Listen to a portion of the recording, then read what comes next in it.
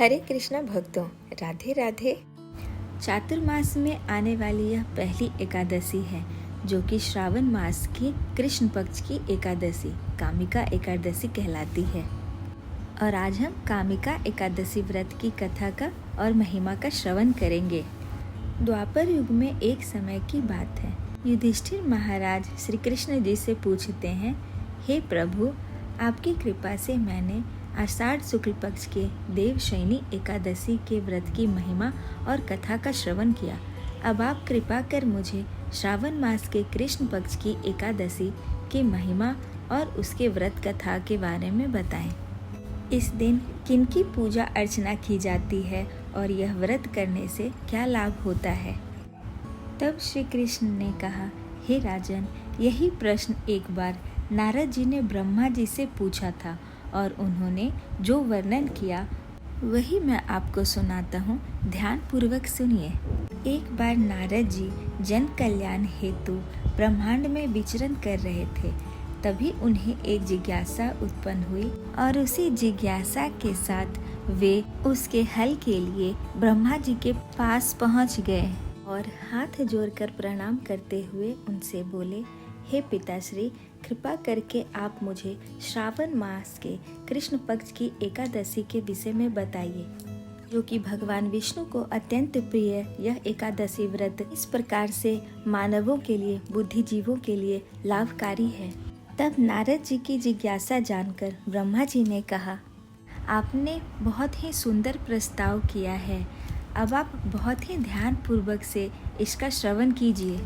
श्रावण मास के कृष्ण पक्ष की एकादशी का नाम कामिका एकादशी है।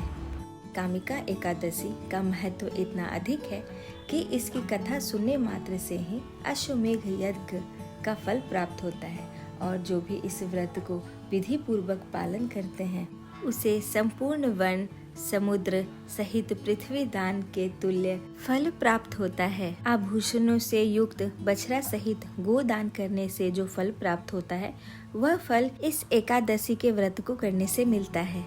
जो मनुष्य इस एकादशी को धूप दीप नैवेद्य आदि से भगवान विष्णु जी की पूजा करते हैं, उन्हें गंगा स्नान के फल से भी उत्तम फल की प्राप्ति होती है और उनसे सभी देव नाग किन्नर पितृ आदि की भी पूजा हो जाती है। ये एकादशी सभी तिथियों में श्रेष्ठ और पवित्र है और सभी पापों का नाश करने वाली है के साथ ही मनुष्यों की सभी मनोकामनाओं को भी पूर्ण करने वाली यह व्रत है। जो यह व्रत करते हैं उन पर भगवान श्री कृष्ण भगवान विष्णु जी की असीम कृपा बरसती रहती है। संसार में भगवान की पूजा का फल सबसे ज्यादा है, अतः भक्ति पूर्वक भगवान की पूजा न बन सके तो श्रावण माह के कृष्ण पक्ष की कामिका एकादशी का उपवास व्रत जरूर करना चाहिए। ये कामिका एकादशी सभी तिथियों में श्रेष्ठ और पवित्र है और सभी पापों का नाश करने वाली है। इस दिन जो व्यक्ति एक तुलसी दल के साथ भगवान श्री विष्णु की पूजा करते हैं उसे स्वर्ण और चांदी की दान करने का सामान्य फल प्राप्त होता है। कामिका एकादशी के दिन श्री तुलसी जी की पूजन करने का भी विशेष महत्व है।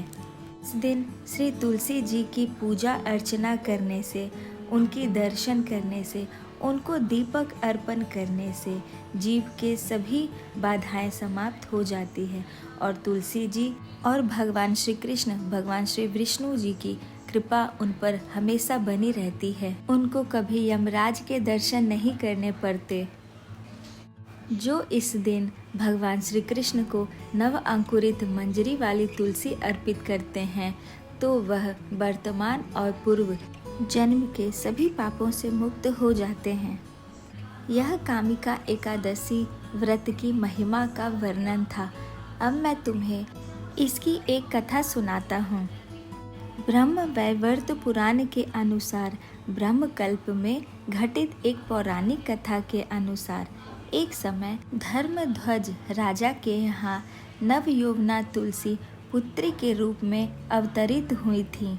जब तुलसी बड़ी हुई तब सुयोग्य पति का वरदान पाने के लिए वे भगवान नारायण की तपस्या करने के लिए धरती पर विभिन्न तीर्थ स्थानों पर भ्रमण कर रही थीं। भ्रमण करते हुए एक बार उन्होंने गंगा तट पर गणेश जी को तपस्या करते हुए देखा। गणेश जी अत्यंत सुंदर पीताम्बर वस्त्र धारण किए हुए अपनी तपस्या में मग्न थे और उनकी दिव्यता चारों ओर फैली हुई थी। यह देखकर तुलसी जी उनसे आकृष्ट हो गई, परंतु उनका गजमुख देखकर वह उनका उपहास भी करने लगी। ऐसे में तपस्या भंग होने के कारण गणेश जी ने उनसे पूछा, हे देवी, आप कौन हैं और आपके यहाँ आगमन का क्या कारण है? क्या आप नहीं जानती कि तपस्वी की तपस्या भंग करना एक पाप का कार्य है?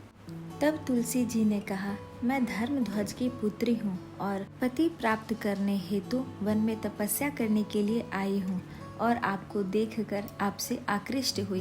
कृपया मुझे अपनी पत्नी रूप में स्वीकार करें।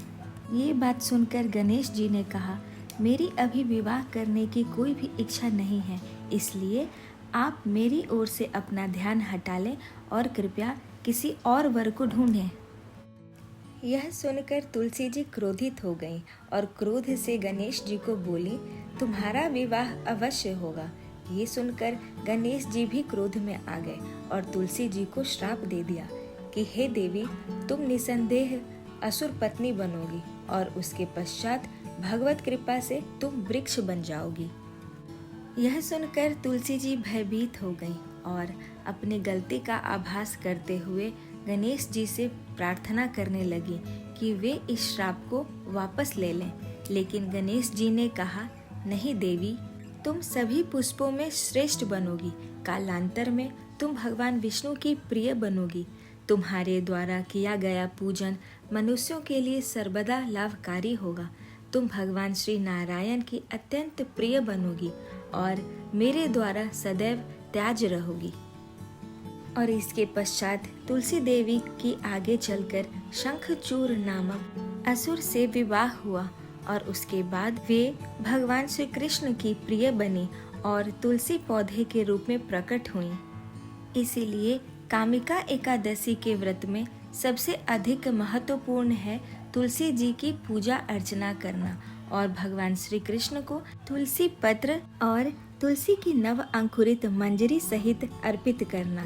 जो भी व्यक्ति चातुर्मास में आने वाली इस कामिका एकादशी का व्रत का पालन करते हैं, उन्हें सबसे पहले ब्रह्म मुहूर्त में उठना चाहिए, अर्थात सूर्योदय से 1.5 घंटा पहले स्नान आदि से पवित्र होकर भगवान श्री कृष्ण की मंगला आरती करनी चाहिए।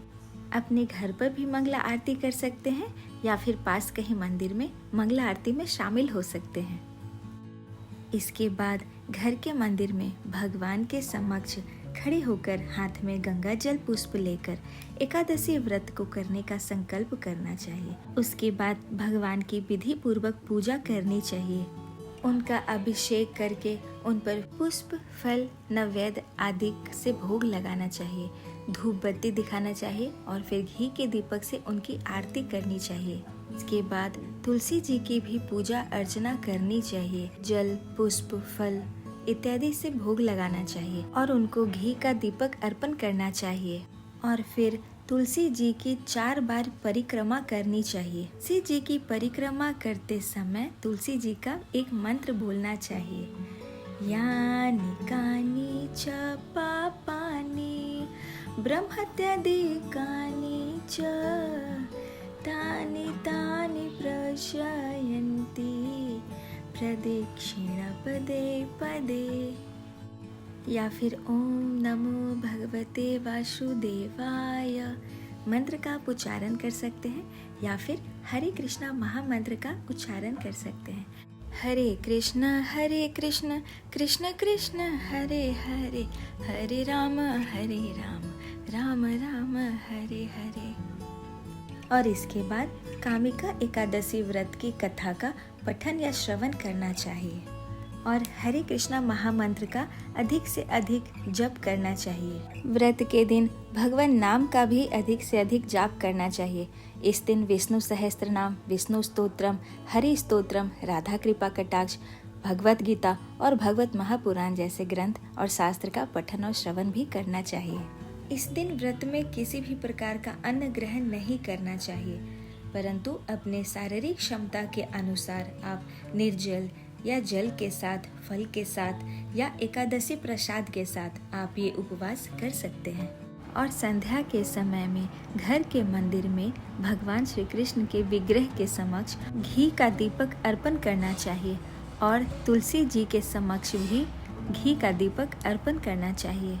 फिर दूसरे दिन प्रातः समय में ब्रह्म मुहूर्त में उठकर स्नान इत्यादि से पवित्र होकर भगवान की पूजा अर्चना करके निर्धारित पारण के समय में घर पर किसी भी ब्राह्मण या वैष्णव को अपने सामर्थ्य अनुसार कुछ भी दान दक्षिणा देकर अपना व्रत को संपन्न कर सकते हैं और पारण के लिए कुछ भी अन्न का प्रसाद लेकर अपना व्रत का पारण कर सकते हैं। तो ये थी कामिका एकादशी का महात्म्य और व्रत कथा। आपको कथा अच्छी लगी हो तो कृपया लाइक एंड शेयर करें और हमारे चैनल को सब्सक्राइब भी करें। धन्यवाद। राधे राधे। हरे कृष्णा।